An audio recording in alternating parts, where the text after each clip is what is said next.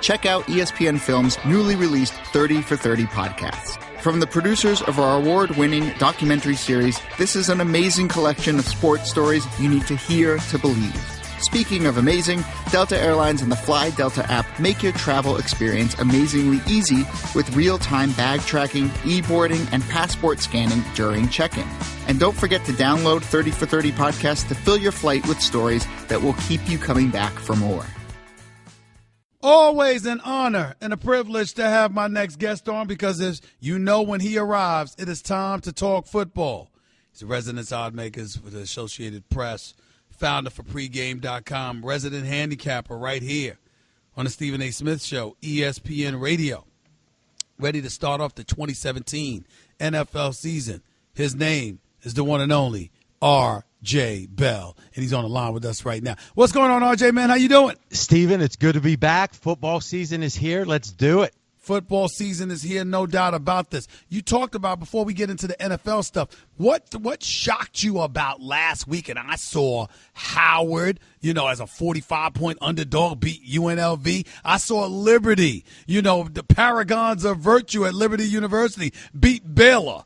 College football's definition of Satan, for crying out loud, all the stuff that's been going on at that university. And then, the list goes on and on. We saw Texas A&M blow a 34-point lead to UCLA. What stood out in your mind about what happened in college football last week? I think you touched on it. It was UNLV losing right here in Las Vegas, 45-point underdog. Now, that's obviously a really big number, but let's think about how big of an upset that is. The biggest upset ever. There's never been a college football game with a 40-point underdog that actually won the game. If you had bet just $100, right? Like you're tipping the valet, right? Imagine you just threw it on Howard. You would have won $55,000. 100 won you $55,000. It was that big of a long shot. By the way, this never happened. But if somehow it did, if you said Howard and then Liberty on a parlay, both of them have to win the game, $100 would have won you over $4 million. That shows you how unlikely those two upsets were. Wow, R.J. Bell right here with Stephen A. on ESPN Radio. You know what? Before we even get into these NFL games as well, Ezekiel Elliott, all of this stuff going on with him and his domestic violence situation with the National Football League that provoked them to suspend him for 6 games. He's appealed it. An arbitrator upheld the decision. Now it's going to the courts. We don't know what's going to happen. But they play Sunday night against the New York Giants, his Dallas Cowboy teammates. And I'm interested in knowing, how many points is Ezekiel Elliott worth? What would the Dallas Cowboys be going into this game if he were not playing compared to what they are now that we know he's playing? A lot of people are going to be surprised by this one. He's worth about 0.5 point per game. So right now they're a 4-point favorite. Dallas is hosting the Giants. Without him, maybe a 3.5 point favorite. That's right. It. And it's not that Elliott, Stephen A., isn't really good. But wasn't Le'Veon Bell really good last year for Pittsburgh when he was suspended? Well, those adjustments were about 0.5 point per game. It really shows you that in the NFL, we know quarterback is king to a whole other level than any other position.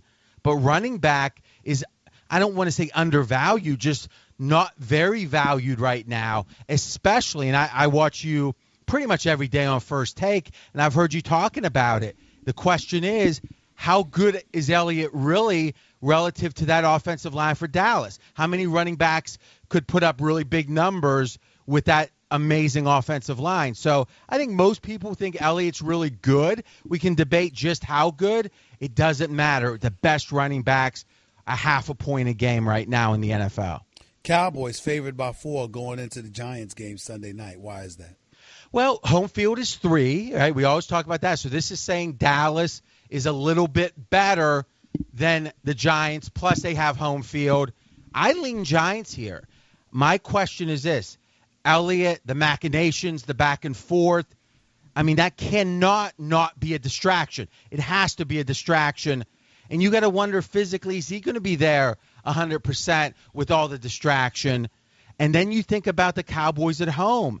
This is a team, last 40 times they've been a home favorite. They've only covered the Vegas spread 12 of the 40. Now, the Giants, they're a popular team, obviously a New York team. And if you look at their offense last year, it trended very poorly. Last 6 games of the year, they were scoring less than 14 points per game. So it's not that I love the Giants. I just think I'm getting more than a field goal, and that puts the value, in my opinion, on the Giants. Raiders, 2.5-point underdogs at Tennessee. Why? Well, Tennessee is one of the wise guy favorites. So we had the whole spring, the summer, for the bettors to bet Super Bowl futures, bet over-under win totals, all different ways, who's going to win divisions.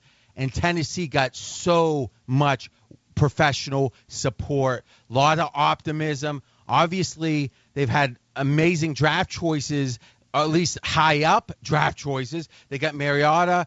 How good are they going to be? A lot of optimism. On the other hand, the Raiders, check this stat out. This is almost hard to imagine. The worst 12-4 team in history, the Raiders last year, if you look at point differential.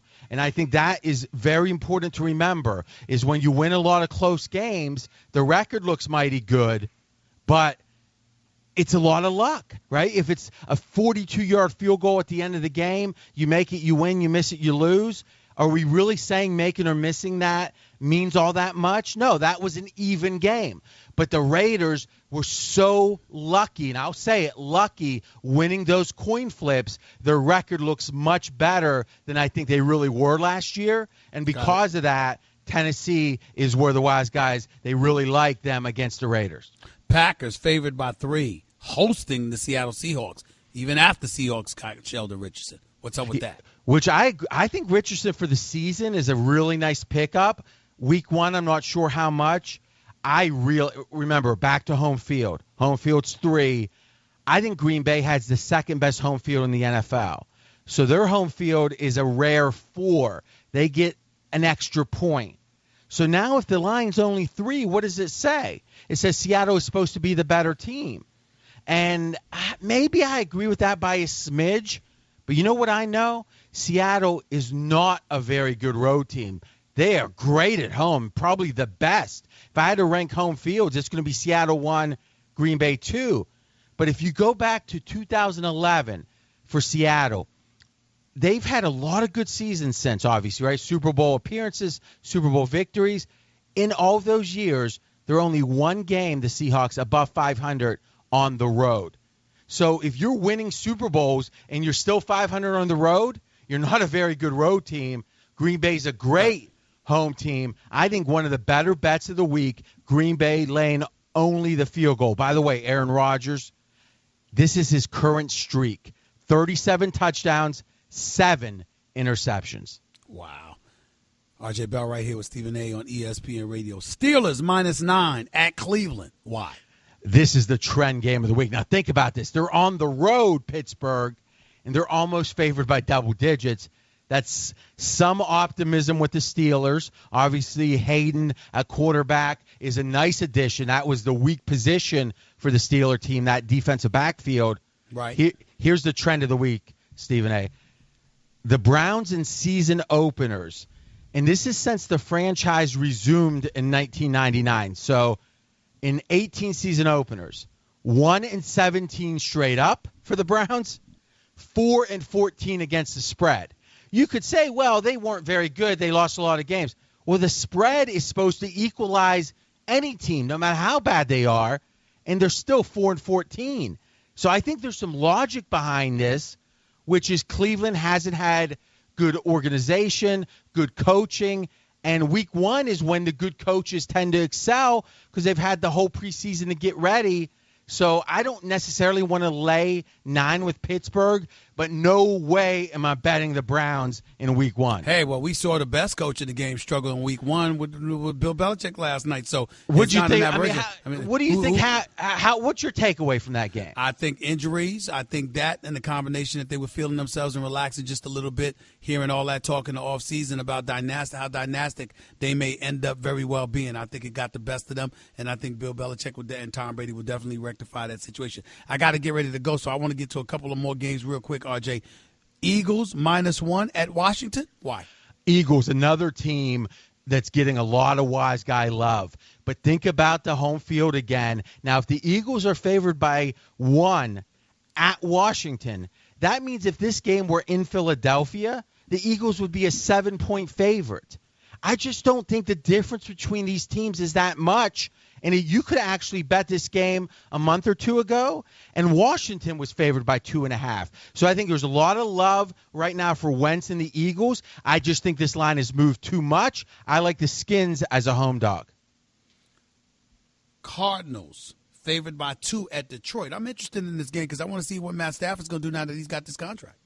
Yeah, well, Stafford, I mean, if you really look at the way that he's played since Jim Bob Cooter, I love saying it, I can't lie, became the OC about a year and a half ago, he's had amazing stats. Now, late last year, Stafford had a hurt hand, and it really affected his play. But here's what makes me like Arizona here, is Detroit trailed in every game except one in the fourth quarter. Think about that. If things would have went against them, now it would have taken a lot of bad luck. They could have been 1-15.